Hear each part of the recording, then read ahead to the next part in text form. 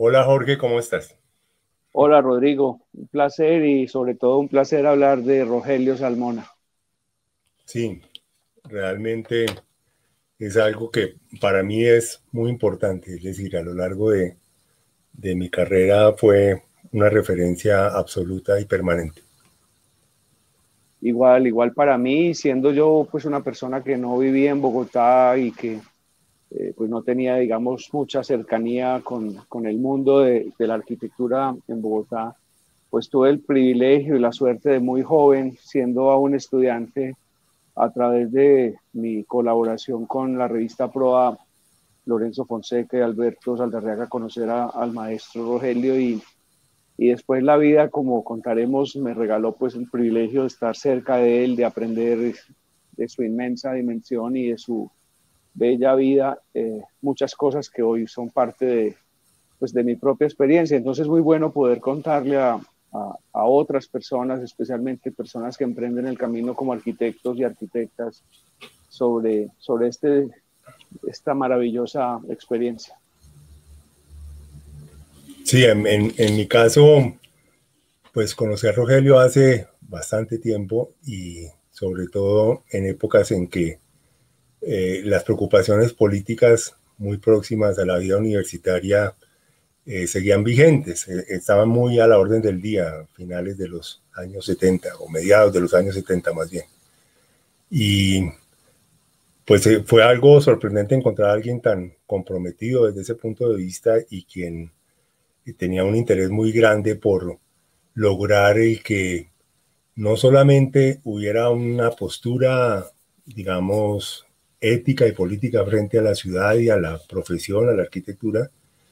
pero sobre todo el que los arquitectos y los estudiantes de arquitectura también, eh,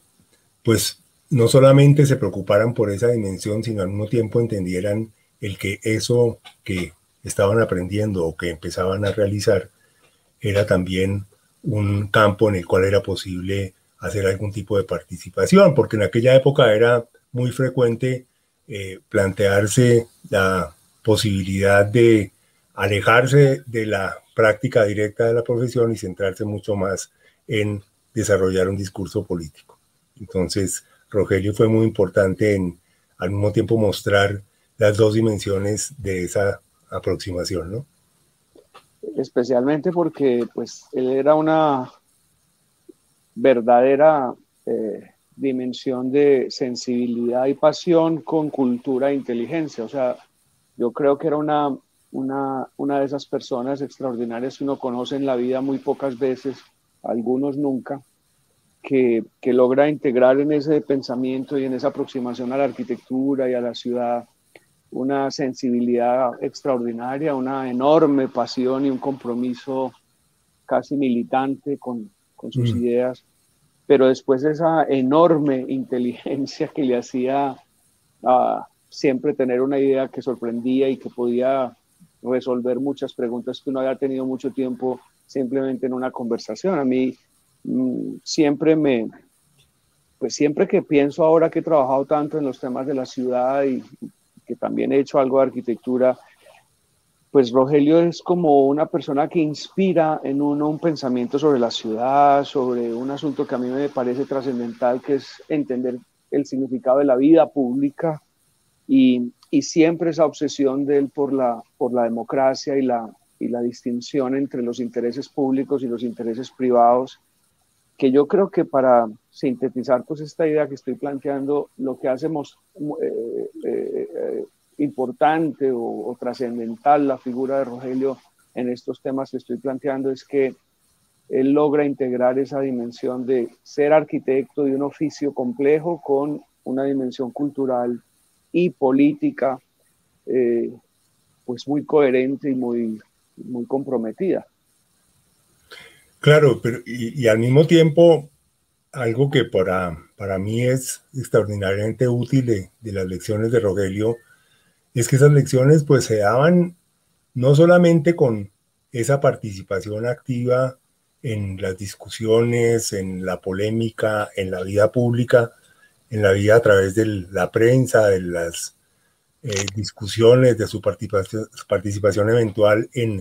en charlas y conferencias en universidades, sino sobre todo a través de su obra, ¿no? De su obra construida, de su obra publicada, de su obra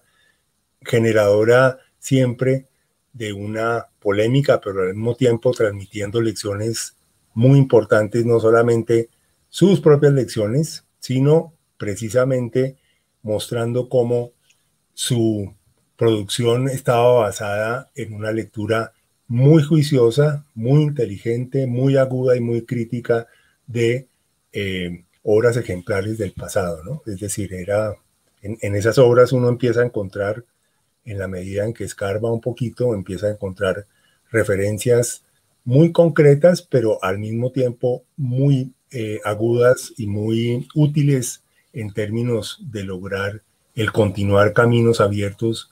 y preocupaciones abiertas por otros arquitectos en otras latitudes, en otras épocas, en otros momentos. Y esa búsqueda se va profundizando a medida que avanza en su producción que se va haciendo también cada vez más propia,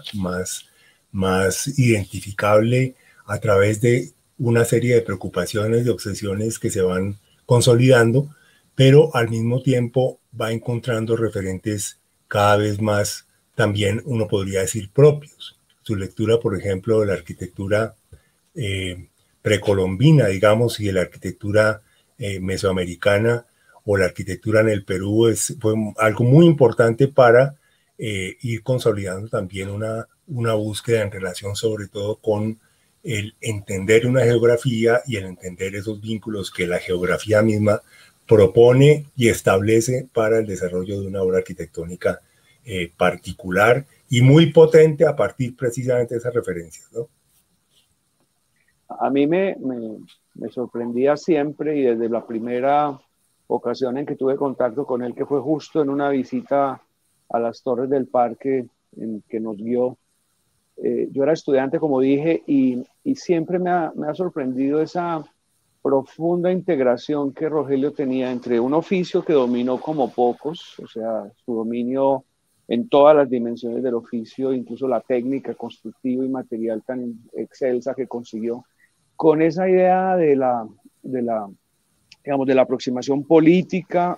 profundamente política, al ser arquitecto y al hacer arquitectura, con lo que tú acabas de señalar, esa tremenda sensibilidad poética y evocadora, que él usaba mucho la palabra evocadora, pues con las culturas antiguas. Cuando yo pude visitar Uxmal, por ejemplo, yo como que Rogelio estaba al lado contándome. y, eso era muy hermoso porque era una mezcla como del soberbio maestro que sabía tanto y que pensaba tan profundamente, pero a la vez era como un diálogo en el que quería compartirte todo el tiempo reflexiones, aprendizajes, preguntas, y yo creo que en este escenario en que estamos conversando, con el propósito que tiene esta conversación, resaltar esa dimensión de Rogelio Salmona como una persona que nunca paró de estudiar, nunca paró de preguntarse, y que si bien tuvo una enorme capacidad de responder muchas de las cosas que casi nadie respondía en el oficio del arquitecto, pues él seguía buscando las otras preguntas que no tenían respuestas fáciles, y incluso muy al final, pues seguía preguntando. A mí me impresiona mucho ese espíritu crítico de preguntas, de cuestionar, de no estar nunca conforme. Y además termino esta idea diciendo que una cosa que me gusta mucho siempre que pienso en Rogelio es que yo pienso que en Colombia hemos tenido una mala tradición de sacarle el cuerpo a los debates difíciles. Yo he creído que en Colombia tenemos una tendencia o a no dar el debate o simplemente a confrontarnos en una cosa violenta, pero no hay esa riqueza de diálogo desde los opuestos, desde las diferencias, que yo creo que Rogelio hacía consigo mismo y con todos de una manera muy vehemente, pero muy respetuosa. Sí, creo que esa era una actitud muy enriquecedora en su relación con sus propias ideas y de alguna manera con sus propios propósitos, ¿no? Es decir, también a mí me impresionó mucho siempre ver esa actitud que estás mencionando, esa actitud vehemente y que de alguna manera buscaba ganar, digamos, posiciones, pero con base en la conversación, en el diálogo, en las demostraciones, podría uno decir también a través de su propia práctica y de sus propias propuestas. Es decir, había una intención muy clara por ganar espacios, sabía el que no era, es decir, su preocupación por una ciudad más democrática, por una ciudad más apropiable, por una ciudad más rica en experiencias. Él sabía que eso no se daba por descontado, ni mucho menos, el que había que hacer una lucha, había que hacer una batalla que se basaba fundamentalmente en ese proceso de convencimiento. Y pues la prueba de eso es que consiguió encargos realmente insospechados, podría uno decir, con base en esa obsesión y con base en ese trabajo permanente, planteando sus ideas y logrando convencer a clientes de distinta naturaleza, empezando por el Estado hasta cualquier cliente privado, de las bondades y las posibilidades ciertas de impactar la realidad en la cual se establecería cualquiera de esas realidades físicas que después se construían, pero al mismo tiempo el impacto que eso podía lograr a largo plazo en términos de ir avanzando en tener una ciudad mucho más abierta, una ciudad mucho más apropiable y al mismo tiempo una calidad de vida ampliada para no solamente aquellos que encargaban el proyecto, sino para la comunidad en su conjunto. Y eso que tú dices es crucial porque yo creo que a Rogelio y pues a una generación de maestros y de grandes arquitectos en todo el país, porque no fue solo en Bogotá, sino en Cali, en Bucaramanga, en Barranquilla, aquí, en todos lados, pues yo creo que el surgimiento del UPAC cambió el esquema de producción de la arquitectura de una manera radical en Colombia y estos grandes arquitectos no estaban preparados para esa idea empresarial. Entonces yo creo que a Rogelio le tocó, como a ellos en su generación, sobreponerse, digamos, a ese cambio de reglas de juego estructural del país, donde pues prácticamente los grandes arquitectos desaparecieron de la gran producción de vivienda, porque no fueron capaces de volverse empresarios, digamos. Pero entonces a la idea que quería llegar, que la esbozaste tal vez o la insinuaste, es que esa independencia y esa postura siempre, digamos, a veces radical en la defensa de sus principios, hizo que Rogelio tuviera una siempre clara y muy profunda, yo creo que muy coherente, digamos, distancia con el esquema inmobiliario especulativo y con la política mediocre y antidemocrática. Entonces siempre estuvo más como una persona que estaba en la resistencia y no en la inercia. Sin embargo, y yo creo que esto también es ejemplar para los jóvenes arquitectos, es que esa dimensión cultural, o sea, esa densidad intelectual de Rogelio y esa profundidad de carácter y espíritu es lo que le permitió ser respetado por todos los sectores. Yo lo asocio como a García Márquez o como a los grandes artistas intelectuales de esa época que lograron siempre tener una vocería, liderazgo y cierto nivel de referencia para la sociedad colombiana, que creo que hace mucha falta hoy en día y que yo recuerdo cuando los periódicos le publicaron algunas entrevistas extensas a Rogelio en Bogotá, que no fueron demasiadas, pero fueron varias, eso era como un momento de tranquilidad porque le daba contexto, le daba sentido, le daba foco a muchas preocupaciones que teníamos todos sobre la arquitectura, sobre la ciudad, pero también sobre la sociedad y la política colombiana y el entorno, pues, de lo que hacíamos y no podíamos hacer entre todos. Sí, esa es una dimensión que realmente logró consolidar un impacto que, como bien dices, en otros casos realmente palidecieron frente a los retos que fueron ampliándose y consolidándose también en esa realidad tan, tan poco progresiva, podría uno decir, en las transformaciones que se han dado en este país, ¿no? Abriéndole campo precisamente a ese, ¿cómo se puede decir? Esa búsqueda sobre todo de la acumulación y la ganancia a través del negocio inmobiliario. Y pues como realmente, y coincido completamente contigo en que esa época contó afortunadamente con ese grupo grande de intelectuales que tenían una dimensión y proponían una lectura mucho más abierta también, además al mismo tiempo más crítica de esa realidad que estaban viviendo. Y también concuerdo contigo en que Rogelio fue de los pocos que logró mantenerse en ese digamos, manteniendo esa postura y logrando entonces entablar conversaciones y discusiones al más amplio nivel, no solamente en Colombia, sino incluso en Latinoamérica y en otras partes del mundo, ¿no? Pero sobre todo, al mismo tiempo, esa preocupación por Latinoamérica, por la visión latinoamericanista, tal vez él mismo se habría corregido diciendo no Latinoamérica, sino América Latina, ¿no? Sí, sí, sí. Entonces, de todas maneras, esa fue una preocupación que lo movió durante mucho tiempo y a la cual le trabajó con mucha ardentía durante también mucho tiempo, buscando encontrar puentes, construir puentes con quienes en otras latitudes habían jugado papeles similares a los de ese grupo que mencionábamos hace un rato, y de esa manera garantizando el mantener, el nutrirse de exploraciones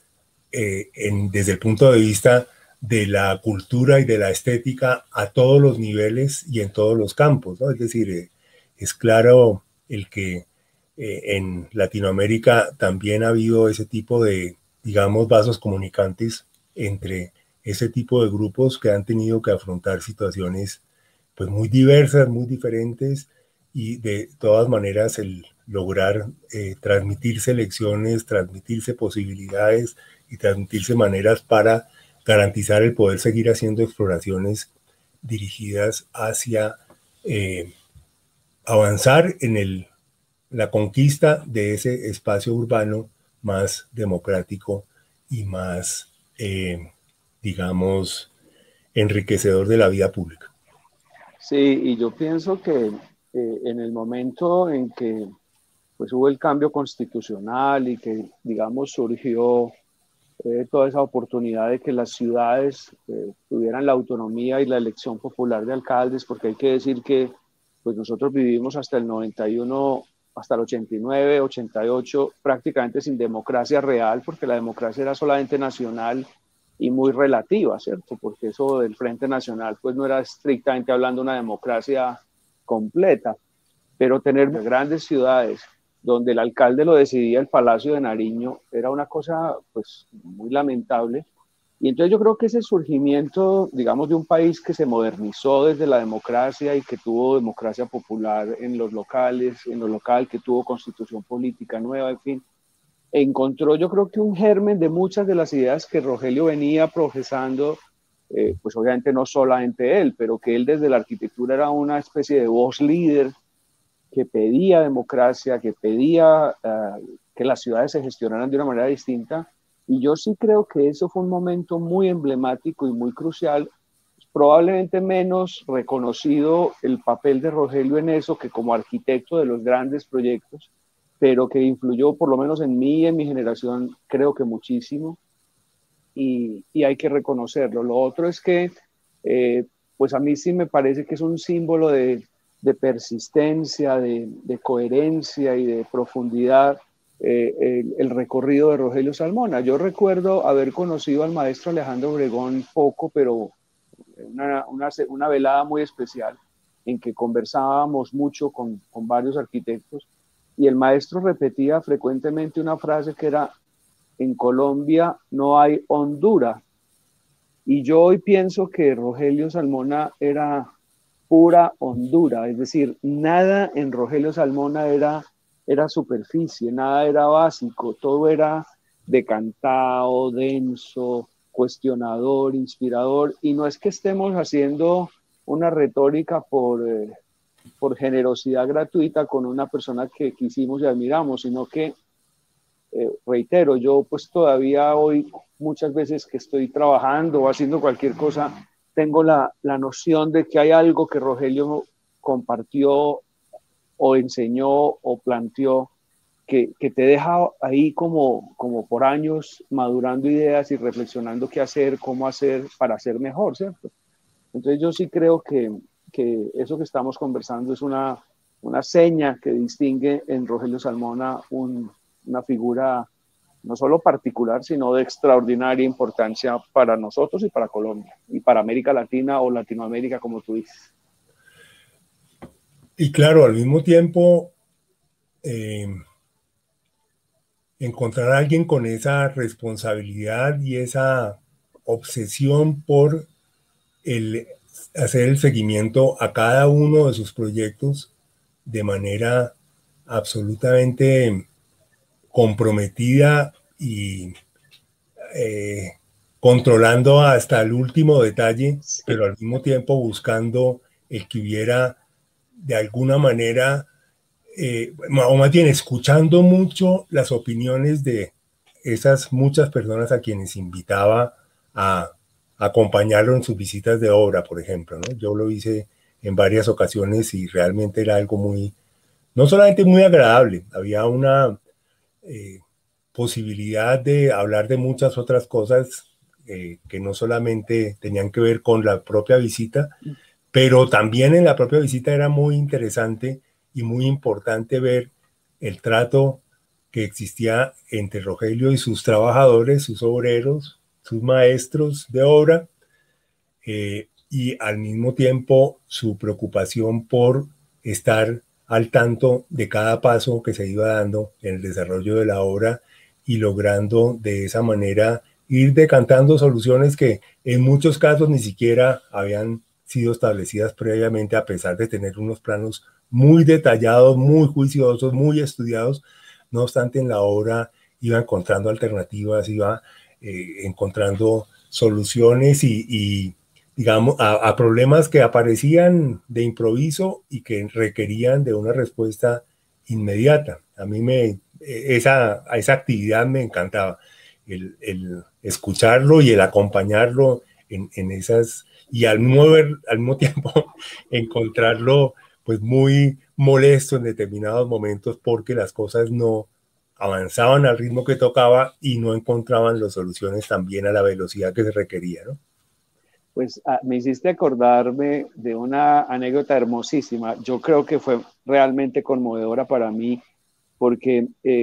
cuando yo estaba en la decanatura de la Bolivariana y traíamos tantos arquitectos del extranjero, pues todos me pedían, hay que visitar al maestro Rogelio, y querían ir, entonces yo iba a la oficina con Rogelio y tal. Y en alguna ocasión, pues me dijo, vamos a ver el edificio de la Escuela de Humanidades en la universidad que está en construcción. Y fuimos con William Curtis, el historiador y crítico. Y en un momento dado estaba un trabajador pues terminando el pavimento del patio y cometió algún error o había algo insatisfactorio para Rogelio. Y entonces ellos dos conversaron, pero en un tono como era Rogelio, que Rogelio era muy expresivo y muy explosivo a veces. Y entonces yo me asusté y dije, miércoles, pero aquí qué pasó, ¿cierto? O sea, ¿cuál es el rollo? Entonces me quedé atrás, los dejé ir y me quedé, porque dije, quiero aprender de esto. Entonces me puse a conversar con el maestro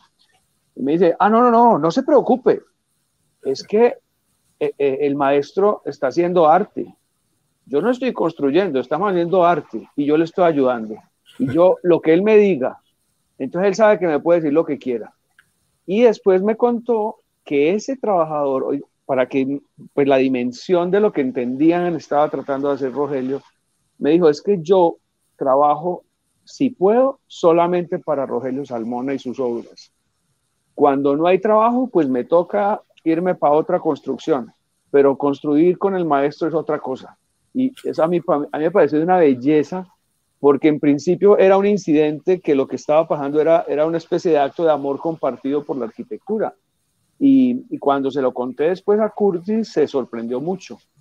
Y bueno, en general, cada que he contado esta anécdota, la gente se sorprende mucho. Y esto me permite ligar también con una cosa, Rodrigo, que era una característica, creo, muy fuerte de Rogelio. Rogelio, pues como era una figura pues de categoría mundial, pues lo buscaban mucho, yo creo, tú sabes, para publicar monografías y cosas, y no fue posible, o sea, era muy difícil que él aceptara o que él aportara cualquier cosa para una publicación o para un congreso. Yo nunca pude que viniera a dictar una conferencia a Medellín, me dejó varias veces con el tiquete comprado, en fin. Y me acuerdo concretamente que Luis Fernández Galeano me dijo: Jorge, quiero hacer una monografía de arquitectura viva sobre Rogelio Salmona, ayúdame. Y no lo lográbamos, no lo logramos. Y me acuerdo que la frase final de Rogelio es: Jorge, yo estoy concentrado en el trabajo y en la obra, no en promoverme ni en hacerme marketing. Y todos los grandes arquitectos que yo he admirado que terminan en eso, decaen y pierden el foco de la arquitectura. Yo tengo claro lo que me interesa, en lo que estoy, y ese no es mi objetivo. Si quieren publicar, pues que publiquen. Y esto tiene dos señales, creo que muy ejemplares para el mundo actual, y es en esta feria de las vanidades en que a veces nos movemos, en que cualquier tontería la tratan de convertir en una obra maestra a través de los medios y las redes sociales y esas cosas. A través de esta noción crítica en donde Pinterest o Instagram o cualquier cosa convierte en obra significativa cualquier cosa. Yo creo que lo que tenía claro Rogelio es que la verdadera obra cultural de un arquitecto tiene que ir mucho más allá de la divulgación, y es la verdadera construcción de la obra de arquitectura como hecho cultural, y eso yo creo que era parte de sus obsesiones y de su ejemplo. Sí, en esa misma dirección, pues yo también en mi experiencia con Rogelio en la maestría en arquitectura en la Universidad Nacional, pues tengo que decir que yo he visto pocas personas tan generosas como Rogelio en esa dimensión. Es decir, con el ánimo de lograr el que pudiera existir una maestría en arquitectura en la Universidad Nacional, en el país, e incluso casi uno podría decir en América Latina, porque pues esta fue una maestría precursora, una maestría que empezó a plantearse esta preocupación por una reflexión más articulada en torno a la arquitectura que estábamos haciendo, la arquitectura que estábamos enseñando, la arquitectura que estábamos aprendiendo en la universidad. Y ese era un escenario que a él le preocupaba tremendamente. Es decir, tengo que decirlo de manera clara, esa maestría surgió por iniciativa de Rogelio. Fue Rogelio quien propuso el que se llevara adelante y se comprometió de manera explícita y directa, y tengo que decirle casi con vergüenza, en la medida en que yo creo que realmente muy pocas veces tuvimos la oportunidad de reconocerle algo desde el punto de vista económico a Rogelio por esa participación. Con todas las dificultades que implica este tipo de relaciones en la universidad pública, el lograr el que dentro de un programa pudieran destinarse recursos para alguien que no estaba vinculado a la universidad no era algo, digamos, que pudiera hacerse todos los días, ni mucho menos. Y no obstante, ese fue un tema del cual nunca quiso tener ningún tipo de conversación, ni reclamo, ni muchísimo menos nada parecido a eso. Siempre lo hizo de la manera más generosa y con una actitud que cada vez fue, por decirlo así, más comprometida con el propio programa. En la medida en que nuestra preocupación buscaba sobre todo consolidar a la arquitectura como una disciplina uno de cuyos ejes era la reflexión en torno a lo que se hacía, a lo que se había hecho, de dónde venía eso. Obviamente la obra de Rogelio y su propia práctica profesional se fueron convirtiendo poco a poco en objeto de estudio, digámoslo así. Él decía, yo me siento aquí como sentándome en el diván de Freud para que ustedes exploren todo lo que quieran en torno a lo que yo he hecho, a lo que yo he producido, y estoy dispuesto a colaborarles en lo que ustedes quieran. Entonces, hizo varias charlas especialmente preparadas para los estudiantes de la maestría y estuvo siempre absolutamente dispuesto a discutir el tiempo que se tomara, el tiempo que fuera. Era el primero que llegaba, era el último que se iba en esas reuniones y estaba atento minuto por minuto a las observaciones de los estudiantes, obviamente también con una actitud muy polémica, una actitud muy confrontacional, pero en el mundo de las ideas, en el mundo de la discusión, y fue realmente una experiencia muy enriquecedora, obviamente no solamente para mí, sino sobre todo para los grupos de estudiantes que fueron pasando por la maestría. Y pues eso se refleja en una producción bibliográfica, si la podemos llamar así, de tesis de maestría en torno a diferentes preocupaciones alrededor de la obra de Rogelio, que están ahí ya en el mundo editorial circulando por todo el mundo. Eso es verdad, y yo coincido contigo en que Rogelio era una persona generosa. Es decir, muchas o algunas personas, yo creo que muchas personas con las que uno habla eventualmente, que no tuvieron la fortuna de estar cerca de Rogelio como persona,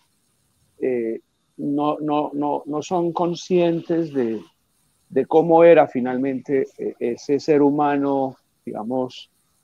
próximo y generoso, porque yo tuve pues el privilegio de tener su afecto y su amistad por mucho tiempo, y se dieron cosas como que yo recuerdo que cuando yo empecé a ser miembro del Consejo Profesional, que me tocó la creación del Consejo después de que se promulgó la ley, pues yo tenía que ir 1 o 2 veces al mes a Bogotá a sesiones del Consejo, y era justo pues en el edificio de la Sociedad Colombiana de Arquitectos, donde está, pues está el taller en el piso último. Y entonces yo reservaba mis aviones para quedarme hasta la noche y poder tener la oportunidad de ver a Rogelio. Y siempre, Rodrigo, no me acuerdo una sola vez que yo llegara y Rogelio no me recibiera. Incluso llegaba a ser pues tan generoso que me invitaba a sentarme con él en las reuniones en que estuviera, para solo tener la ocasión de estar o sea, él era muy generoso en eso, era muy afectuoso, pero la gente cree que no, porque Rogelio era un poco, pues, tímido o distante, o algunos piensan que arrogante. Yo creo que realmente Rogelio era una persona con un grado de timidez e incluso de modestia en el relacionamiento social. Entonces no me parece nada extraño lo que tú dices de su generosidad, porque conmigo fue extraordinariamente generoso. Lo único que nunca le perdoné es que, como dije ahora, no vino a la facultad, no pude que viniera a la facultad, pero yo creo que eso era parte de esa cosa como de cierta austeridad en la imagen y en la presencia promocional, que él no explotó mucho, sino que prefería concentrarse en un escenario como el de la maestría, donde lo que estaba era discutiendo sus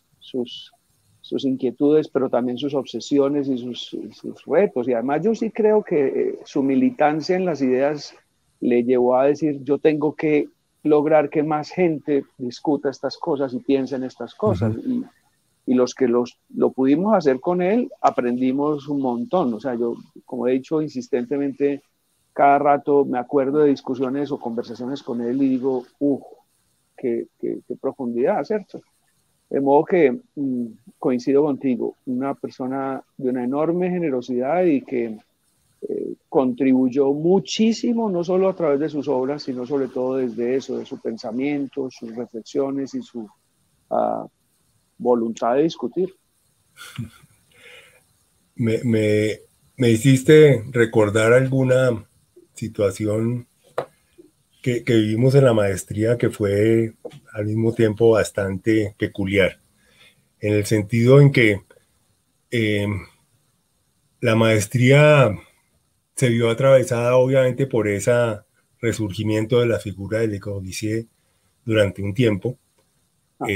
Algunos de nuestros profesores pues pasaron por programas de maestría y doctorado en los cuales ese tema o esa figura tan importante que fue Le Corbusier al mismo tiempo, con ese resurgir, acabaron o haciendo tesis o algún trabajo importante en torno a investigaciones sobre la figura de Corbusier, sus obras, sus escritos, su pensamiento, etc. Entonces eso llevó a que en un momento dado, en el curso regular dentro de la maestría, se escogiera una lectura que a través de un seminario de investigación sirvió como eje para organizar las discusiones a lo largo de un semestre, o tal vez de medio semestre. Y esa lectura era la obra acerca del purismo de Aux Enfants y con Le Corbusier. Y Rogelio asistía a ese seminario. Realmente asistía a otras actividades, sobre todo el taller dentro de la maestría, pero al escuchar el que eso iba a suceder, él por su propia iniciativa resolvió que él iba a asistir a ese seminario. Y fue realmente una situación un poco difícil, embarazosa en la medida en que por ser precisamente Corbusier su maestro, pero al mismo tiempo esa especie de maestro o de padre del cual quería deshacerse, se dedicó a sabotear el seminario a lo largo de todo su desarrollo, a burlarse de las cosas que Corbusier planteaba, a mostrar a los estudiantes de que había actitudes y posturas pues muy poco consistentes o que eran factibles de ser discutidas en profundidad. Y entonces fue una situación que no fue nada fácil, ¿no? El lograr el mantener la discusión a pesar de Rogelio siempre poniendo palos en la rueda de la discusión que estaba desarrollando. Y lo hizo con toda conciencia y perfectamente a propósito, buscando era muy necio. Es decir, desacralizar ese conocimiento, desacralizar ese maestro. Las cosas hay que masticarlas, así a uno le sepan amargo o le sepan a algo que no quisiera estar teniendo que sufrir. Y podía llegar a ser casi necio en esos debates. Yo recuerdo, además como tenía un humor así, pues, demoledor, ¿cierto? Un humor de esos que quien no lo entienda se puede molestar. Pero es verdad que Rogelio podía generar, seguramente sin mala voluntad, pero ese compromiso insisto, con buscar el debate y la confrontación en las ideas, a veces lo llevaba a asumir posiciones pues que incomprendidas por los demás o incómodas. Sí. A mí me gustaba mucho eso porque, como he dicho, pues fui con muchos arquitectos a visitarlo, por ejemplo, con Álvaro Siza o con gente así,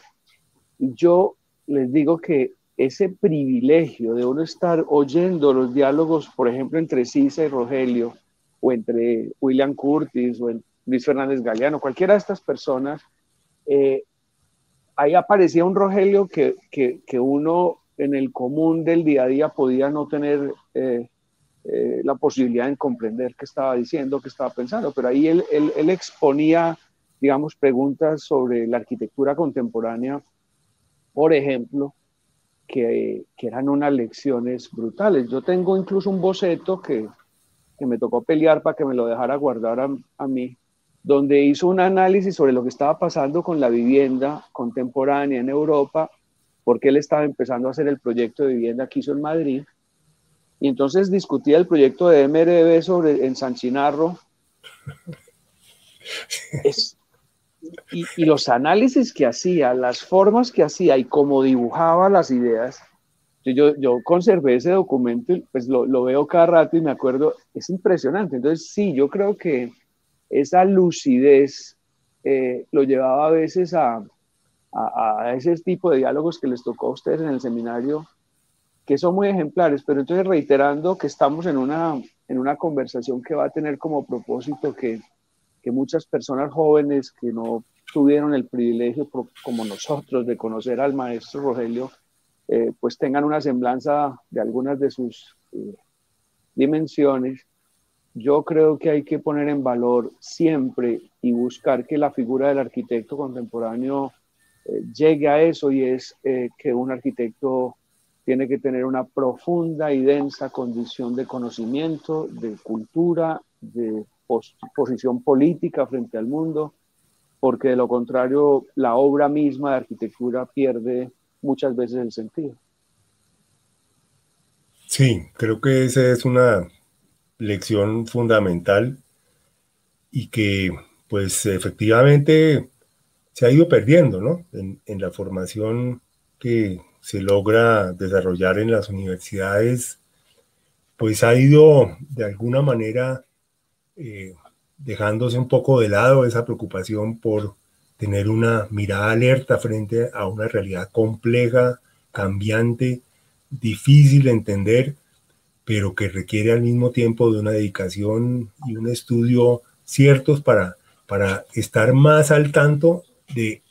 el mundo en que se está moviendo esa producción, interpretando un poquito esas fuerzas que entran en juego, pero al mismo tiempo sin dejarse obnubilar ni distraer por esos fuegos artificiales que generalmente vemos en los medios de comunicación, ¿no? Tú los mencionabas hace un rato, esa posibilidad de que cualquier, o mejor dicho, esa especie de apertura absolutamente indiscriminada a que cualquier cosa pueda aparecer y convertirse en una pequeña estrellita que realmente rutila simplemente por esa amplitud sin ningún tipo de filtro ni de crítica que se manifieste de manera articulada, ¿no? Hoy en día cualquier cosa se puede decir, cualquier cosa se puede discutir y cualquier cosa se puede de alguna manera validar sin ningún tipo de soporte,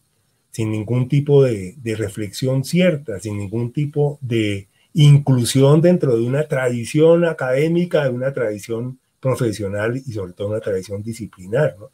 Es decir, muchas de esas cosas, a pesar de estar en muchos casos, digamos, manteniéndose en el borde más extremo de una, digamos, ignorancia de lo que significa el estar construyendo ciudad, no obstante, eh, están convencidas de estar avanzando supuestamente en el campo de esa construcción de una realidad más articulada, por decirlo así. Y sabes que hay otra cosa que pasaba, que sigue pasando, y es que, y tienen muchas reflexiones por hacerse. Una de ellas es que pues es una condición contemporánea muy generalizada en el mundo, pero que en el caso de mi sociedad y de la de Colombia en general fue muy fuerte, y es una herencia también del narcotráfico. Es esta idea de que el éxito y el buen suceso es un asunto asociado a tener mucho dinero y muy rápido. Y entonces creo que vale la pena señalar que una condición que uno piensa también representa a Rogelio, muy aleccionadora para el arquitecto latinoamericano de América Latina, es que pudo haberle apostado a la riqueza económica. Y yo creo que Rogelio fue muy mal negociante. O sea, yo no creo que Rogelio haya ganado mucho dinero como arquitecto. No me consta ni es asunto mío, pero creo que su foco no fue ese. Él prefirió siempre honrar la arquitectura, honrar digamos, la cultura arquitectónica, siempre se sintió corresponsable con el devenir de la arquitectura más allá de su propio patrimonio, y creo que sacrificó muchísimo su éxito económico. Y eso también es muy ejemplarizante en el mundo actual, porque estamos en una tendencia a la mediocridad que nos está llevando a que pues lo único que prácticamente interesa es el éxito, como dije hace un rato, salir en Pinterest y en Instagram y ganar mucho dinero. Y yo tal vez reivindico que no es que el arquitecto tenga que renunciar a tener bienestar material, no es que el arquitecto tenga que renunciar a tener prestigio y credibilidad pública y privada, sino que el arquitecto tiene que entender cuál es su responsabilidad social, cultural e histórica, más allá de la oportunidad banal, ¿cierto? Entonces yo creo que la figura de Salmona para el mundo incluso, tiene que ver con eso, y es esa actitud casi confesional con el deber ser de la arquitectura, ese respeto, como tú decías ahora, por la historia y la cultura del pasado, de las grandes arquitecturas, pues que lo hacía a uno sentir que la reverencia de Salmona, de Rogelio por la arquitectura, lo obligaba a él, en su actitud y en su cotidianidad, a, pues a responder coherentemente con esa herencia y esa historia cultural. Yo creo que eso es muy trascendental en una sociedad tan, pues lo voy a decir, tan vulgarizada como la que vivimos y tan banalizada como la que vivimos. Esa dimensión también la representa como pocos Rogelio Salmona. Me gustaría un poco, de alguna manera, refregarte algo que mencionaste hace un rato, pero que me parece que para quienes vivimos en Bogotá es un privilegio que ustedes que viven en Medellín y para quienes viven en otras ciudades del país, les sucede con pocas posibilidades y poca frecuencia. Y es poder disfrutar de la obra Rogelio, que se hizo fundamentalmente en Bogotá, es decir, a través de una gran cantidad de proyectos y proyectos de un impacto urbano impresionante por un lado y de una calidad espacial, una calidad arquitectónica, una calidad constructiva también absolutamente ejemplares. Y entonces yo te estoy hablando sentado en un apartamento en las Torres del Parque, por ejemplo, o sea, lo disfruto cotidianamente, pero al mismo tiempo con mucha frecuencia me asomo por la ventana de mi apartamento y veo grupos enormes de estudiantes, no solamente de universidades bogotanas, sino universidades de todo el país y de muchas otras partes del mundo que están haciendo una visita a este edificio. Y obviamente, cuando va uno a cualquiera de esos edificios, otros de Rogelio, se encuentra con también muchos grupos que están haciendo esas visitas, pero también se encuentra con muchos otros usuarios que están sin ni siquiera darse cuenta el que ese edificio fue hecho por un arquitecto conocido e importante, simplemente disfrutando de las posibilidades que les dio ese proyecto después de una enorme lucha que logró dar ese arquitecto para que los espacios que están disfrutando esos, digamos, usuarios cotidianos, usuarios desinteresados, si podemos decirlo así, en la arquitectura, no obstante, lograron el que, o más bien Rogelio logró el que pudieran tener disponibles esos espacios. Estoy hablando, por ejemplo, el Fondo de Cultura Económica o Centro Gabriel García Márquez en el centro de la ciudad, en el que hay una enorme cantidad de espacios que desde el punto de vista del programa de arquitectura, del encargo realizado, pues eran espacios que no estaban en ese programa, eran metros cuadrados que no hacían parte de ese programa y que fueron ganados metro a metro, centímetro a centímetro con Rogelio para hacerlos, mejor dicho, para dejarle ese legado a quienes fueran a utilizar el edificio. Y entonces uno todos los días se encuentra allí gente que no está haciendo nada, dice uno, ¿no? Que está perdiendo el tiempo, decía Rogelio. Perder el tiempo es esa posibilidad realmente de disfrutar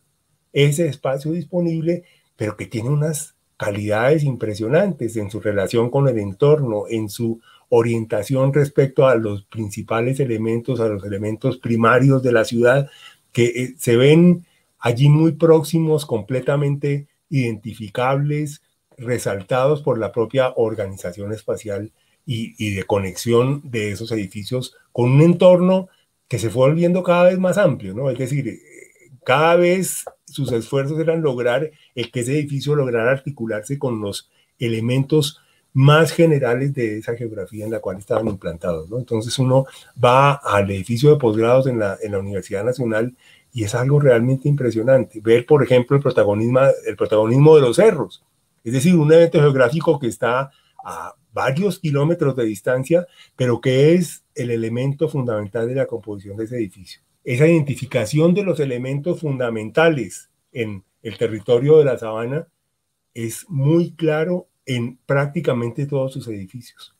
Se fueron volviendo una especie de pieza infaltable de componente que tenía siempre que estar en un lugar protagónico y que contribuía a orientar de manera sistemática cualquiera de sus intervenciones. Hubo un trabajo que hizo una estudiante en la maestría que fue muy bonito, que fue hacer una colección con imágenes de Google Earth de todas esas edificaciones puestos a la misma escala. Pero lo que era absolutamente impresionante era su relación con la orientación respecto a los puntos cardinales. Es decir, ya Rogelio había descubierto de manera muy consistente qué vínculos debía establecer con esa especie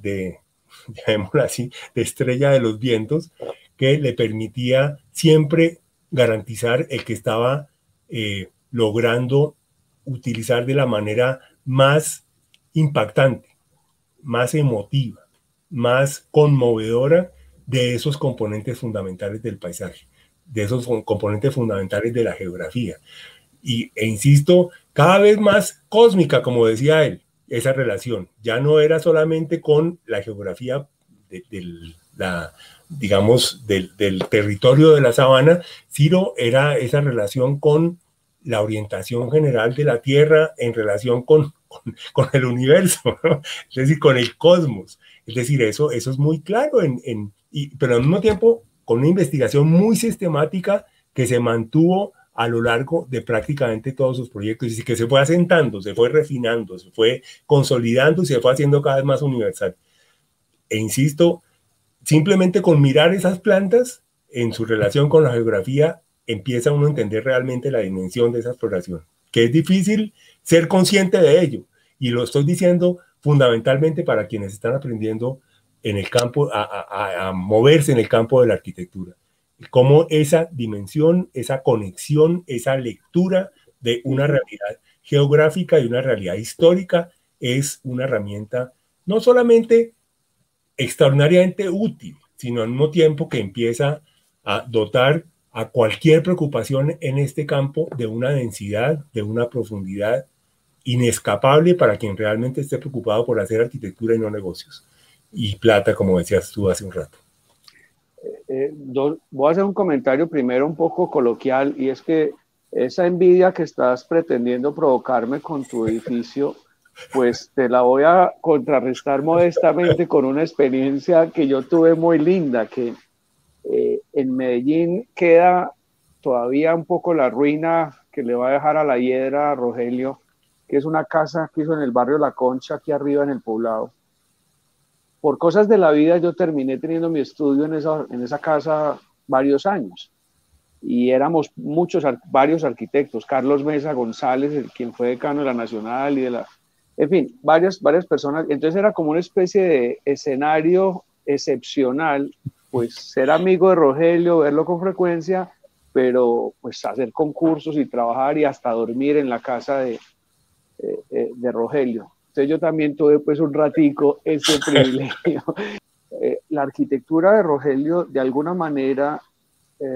no es tan seductora para la imagen fácil de la arquitectura que muchas personas persiguen hoy en día. Y yo creo que eso hay que mirarlo, porque eso que tú referiste sobre toda esa traza casi cosmogónica que tiene la arquitectura, pero la complejidad en su composición, las plantas tan extrañas, entre comillas, que componía Rogelio y todo, hacen que sea a veces arquitectura difícil de comprender para muchos. A mí me parece que detrás digamos, de la obra de Rogelio hay un asunto que es muy sofisticado, y es que nunca es el resultado del boceto fácil y ligero. Yo siempre he pensado que hay arquitectos a los que el talento les hace mucho daño porque les juega la mala pasada de quedarse con la primera idea. Una de las cosas ejemplares, soberbiamente ejemplares de Rogelio Salmón era su autoexigencia, su inconformismo con lo que él hacía, su incapacidad de aceptarse a sí mismo la idea fácil o la idea brillante, y él decantaba, rumiaba, a veces casi hasta la obsesión, pues los proyectos. Y eso creo que es muy aleccionador. Yo de hecho tengo unos dibujos de la biblioteca de Virgilio Barco que los iba a romper y yo le dije, no, no, regálamelos, y no me los quiso regalar, pero después al escondido un poco con ayuda de María Elvira y otros, pues son míos. Pero el cuento al que voy es que recuerdo que en ese día de la discusión sobre la biblioteca de Virgilio Barco, que como digo estaba apenas en bocetos, él me habló de unos canales de agua del sistema hídrico de la Sabana que él soñaba podían conectar la biblioteca con la Universidad Nacional y el edificio de Humanidades. A mí nunca se me va a olvidar eso tan sorprendente. Sorprendente por muchas cosas. Primero, por saber que eso existía. Por preocuparse por ese tipo de fenómenos cuando se está componiendo un edificio. Pero también en un asunto que es muy pragmático, es que pues para eso no lo contrataron. O sea, lo que quiero decir es que qué lío contratar uno a Rogelio Salmona, porque tú le pides una solución y la complejidad de lo que pues, te traía como ciudad o como gobierno o como cualquier cosa era realmente muy retador. Entonces yo creo que esa dimensión también hay que reivindicarla, es aquella del arquitecto que no simplemente resuelve encargos, no simplemente hace mandados, nunca. Rogelio siempre tenía una perspectiva en la que había unos propósitos superiores, que eran la ciudad, la geografía, como tú decías, el paisaje, la naturaleza, pero sobre todo siempre en una perspectiva, digamos, de la gran dimensión cultural. Y ahí es cuando uno dice, uno ve a veces arquitectos que tratan de hacer retórica sobre el lugar o sobre la identidad local, y entonces incurren en unas arquitecturas llenas de retórica superficial, ¿cierto? No, lo de Rogelio era una interpretación profunda y que lo llevaba a ver a componer con un nuevo lenguaje sobre trazas de la historia y de la cultura, ¿cierto? O sea, estas reflexiones sobre la Alhambra o sobre el patio de las monjas en Uxmal o las ruinas de Pachacamac, cualquiera de esas cosas que él a veces mencionaba, pues realmente eran ahí una representación de unas búsquedas hacia el futuro, no eran una retórica sobre el pasado. Y eso a mí me parece que seguramente habrá pues tesis en la maestría que lo habrán estudiado,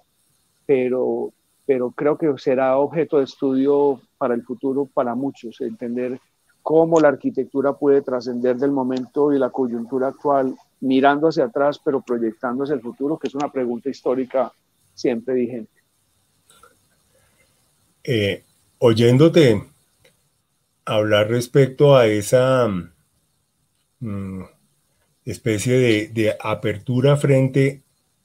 a la exploración de distintas alternativas para enfrentarse a un encargo cualquiera, me hiciste recordar una frase que utilizó Pedro Mejía para referirse exactamente a ese mismo aspecto. Y voy a hacerme autopropaganda, en un documental, preparando, o más bien en el material que preparamos para un documental que hicimos en la universidad sobre precisamente la participación de Rogelio en la maestría, con base en unas filmaciones muy amateur que hicimos, de muy mala calidad desafortunadamente, pero que son un registro absolutamente, digamos, excepcional desde el punto de vista de esa participación de Rogelio en una actividad académica. Pedro Mejía decía, al preguntarle qué era lo que más recordaba de las enseñanzas de Rogelio, si podemos decirlo así. Entonces, Pedro lo resumió en decir su enorme capacidad de dudar. Y se refería exactamente a lo mismo que tú estás diciendo. Y entonces Pedro decía, dice ahí en el documental, a mí me desesperaba Rogelio al empezar un proyecto, sacaba el proyecto que habíamos terminado hacía un mes y sacaban los planos de ese proyecto y los ponían en el nuevo lote, que el programa era completamente distinto, el tamaño del edificio iba a ser completamente diferente, todo, el lugar, todo esto iba a ser distinto y él lo primero que hacía era poner el edificio que acababa de terminar. Y lo ponía ahí y empezaba, le daba vueltas al papel para un lado, para el otro, para acá. Y entonces Pedro decía, es que A mí me desesperaba verlo hacer, ver cómo era posible que después de que tanto le han insistido en la universidad, que los edificios estaban hechos para el lugar, y él cogiera el edificio de otro lugar que no tenía nada que ver con este y empezara a darle vueltas para todos lados, y hasta que de un momento a otro decía, así es como queda bien. Y ahí arrancaba realmente el proyecto, al empezar a ver cómo era que cuadraba esa reflexión que ya tenía hasta cierto punto un desarrollo consolidado con un proyecto previo, era el punto de arranque para continuar con su experiencia en torno a la actividad proyectual. Yo creo que quienes trabajaron con él, que yo no tuve ese privilegio, pues lo saben mejor, pero yo recuerdo una anécdota una vez que estábamos ahí con él y pues le reclamó a un arquitecto joven que estaba trabajando y entonces le dijo, pero mira, tú no puedes estar haciendo esa sección si no has entendido la planta y que no sé qué. Bueno, le di una cátedra que yo dije, maravilloso. Bueno, después Rogelio se tuvo que ir y yo me quedé ahí porque, no sé, por cualquier razón, y conversé con este muchacho un rato. Me dijo, ¿cómo le parece? Hace 15 días yo estaba dibujando una planta y me dijo que cómo estaba dibujando la planta y no había extendido el corte. pero, pero era ese espíritu, como tú dices, de duda permanente, casi obsesiva, que vuelvo y digo, tiene que ver también con una actitud de autoexigencia, pero también de modestia. Es decir, Rogelio no se creía el cuento rápidamente, o sea, no aceptaba fácilmente una buena idea si fuera brillante. Y por eso pues, yo creo que logró ese nivel de madurez en su lenguaje, en su composición, en sus geometrías, en su dominio técnico, pero también esa cosa impresionante que tú mencionabas con los cerros, por ejemplo, desde la Escuela de Humanidades, pero que hay una foto de Germán Tellis que a mí nunca en la vida se me va a olvidar en la casa de huéspedes ilustres, porque cuando logré ir a primera vez a la casa, que fui varias veces por suerte, fui a buscar ese ángulo para verlo, porque yo dije, esto tiene que ser un truco del fotógrafo. Esto es imposible que un arquitecto lo pueda ver. Y hay un escorzo en la casa de huéspedes donde se ve la cúpula de San Pedro al fondo con el mar, el perfil de Cartagena, hacia el otro lado la península del Fuerte Manzanillo. Y uno dice, pero ¿cómo? Y entonces ahí es donde uno dice, su retórica sobre la Alhambra o sobre Uxmal no era iconográfica, no era un recurso banal, sino que era una profunda comprensión del sentido del espacio, de la sensibilidad frente al lugar que él buscó pues obsesivamente. Y, y lo más lindo de esa búsqueda, de esa foto en ese lugar, fue que la última vez que fui a la casa de huéspedes fue también con William Curtis. Y Curtis vio lo que yo no había visto, pues lo que yo busqué, pero yo lo busqué inducido por la foto de Germán Telles. Curtis lo vio. Y Curtis lo vio y entonces a mí me hizo pensar, realmente hay gente que tiene una dimensión superior, como Rogelio y probablemente como Curtis. Yo pues tengo controversias sobre la postura y la visión de William Curtis sobre nuestras relaciones Europa, el norte y el sur y esas cosas, es otro debate, pero eso me impresionó mucho, Rodrigo, y es esa constatación que uno puede ver con las obras como Torres del Parque o las obras en Bogotá en general y su relación con el paisaje y la geografía, pero lo de Cartagena es alucinante. Y una discusión que fue muy bonita, muy dura para mí, pero en algún evento de la Sociedad de Arquitectos hicimos una argumentación sobre